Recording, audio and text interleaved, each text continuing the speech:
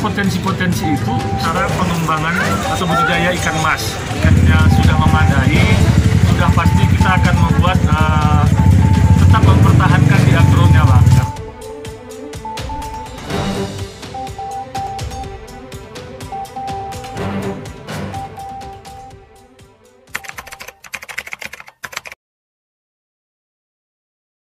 Jadi dulu saya tuh lulus kan tahun 2010 dari PB ya, dan kebetulan memang saya jurusan Tekben agronomi dan mengambil S1 saya di agribisnis.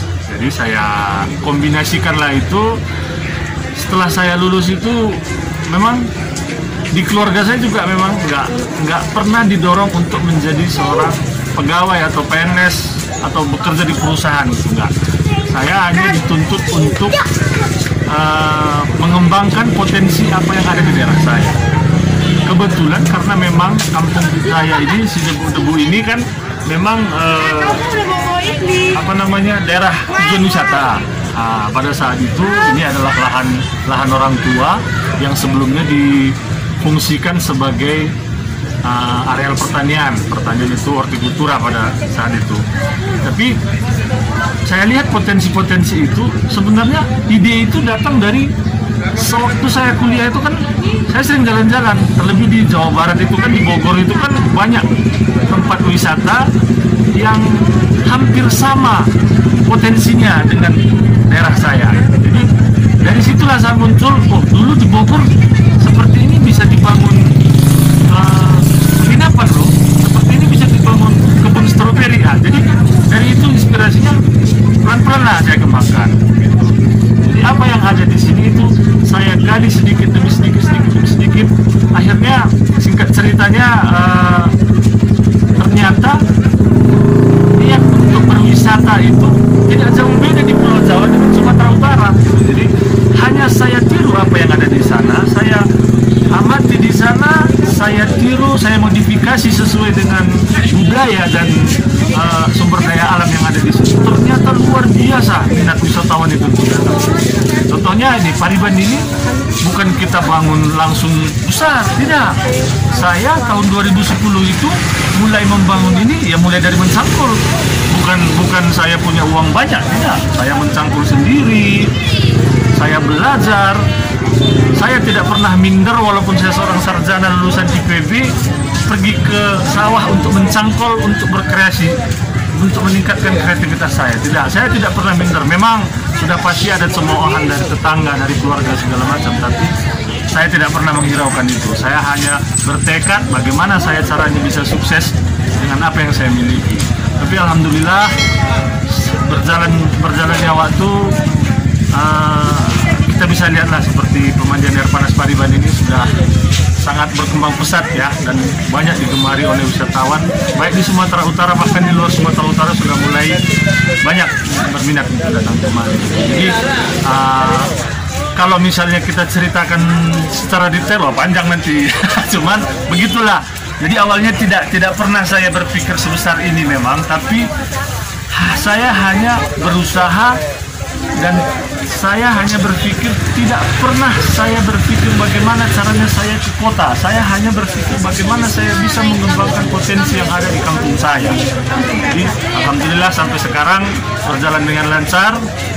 Intinya tekad yang kuat, yakin kepada diri sendiri, abaikan cemoohan orang. Jadi kan dulu kan begini Bang, dulunya itu kan saya tidak menitik beratkan wisata ini di pemandiannya. Awalnya yang saya buka di sini itu kebun stroberi, kebun tomat, kebun cabai. Jadi pada saat itu hortikultura saya buat untuk agrowisata awalnya. Tapi tidak saya titik beratkan orang datang untuk bayar masuk, bukan. Jadi saya promosikan ini dengan cara ada leaflet di depan saya pajang agrowisata, tapi mereka masuk, mereka tidak bayar. Mereka hanya belanja kebutuhan hortikultura langsung ke pohonnya gitu. Tapi seiring dengan perkembangannya, memang permintaan untuk fasilitas yang lain kan semakin banyak seperti penginapan, aula pertemuan, tempat rekreasi yang lain, makanya kita kembangkan. Tetapi awalnya memang itu, memang saya di agro ininya, mulai bergerak di agronya seperti itu, Bang. Nah, jadi kan di samping dulunya orang tua saya memang profesinya petani, orang tua saya dulu punya kolam-kolam ikan.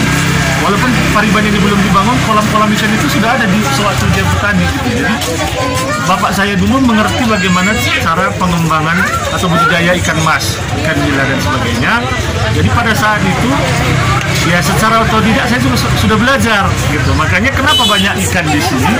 Memang saya pertahankan yang dulunya memang waktu petaninya bapak ini masih banyak ikan, sampai sekarang kami pertahankan. Bagaimana caranya ikan itu tidak digeser, tidak dialihkan lah. Jadi kita tetap walaupun itu kita buat tempat wisata, tapi ikannya, budidaya ikannya tetap kita pertahankan. Sehingga dan alangkah baiknya juga karena ikan ini malah menjadi daya tarik bagi wisatawan. Nah, jadi itu tetap kami kembangkan. Jadi ikan-ikan ini memang bukan hanya sebatas kita produksikan dari awal untuk menarik wisatawan, bukan. Itu memang sudah ada sebelum ini dibuat. Tapi kita pertahankan sampai sekarang dan akhirnya bisa juga menjadi daya tarik wisata juga. Target pengembangan kita nanti insya Allah kalau memang nanti lahannya sudah memadai, sudah pasti kita akan membuat tetap mempertahankan di agronya, Bang. Karena saya lihat minat orang kota sekarang, terlebih orang kota, sangat excited dengan budidaya pertanian ini. Jadi terlebih kan di daerah Brastagi ini kan hortikultura ya. Jadi tanaman hortikultura ini sebenarnya sekarang sudah sangat eksklusif gitu, mahal sekali. Kalau kita ke supermarket itu barang produk hortikultura itu sudah termasuk barang yang mahal gitu. Jadi ketika nanti Pariban ini ya insya Allah punya lahan yang cukup atau memadai, kita akan buat plot-plot untuk dijadikan sebagai agrowisatanya, dan kita buat plot-plot jenis-jenis tanaman agronya juga, sehingga bisa meningkatkan daya tarik juga dan juga bisa mengedukasi masyarakat, wisatawan tentang bagaimana budidaya pertanian hortikultura di Brastagi.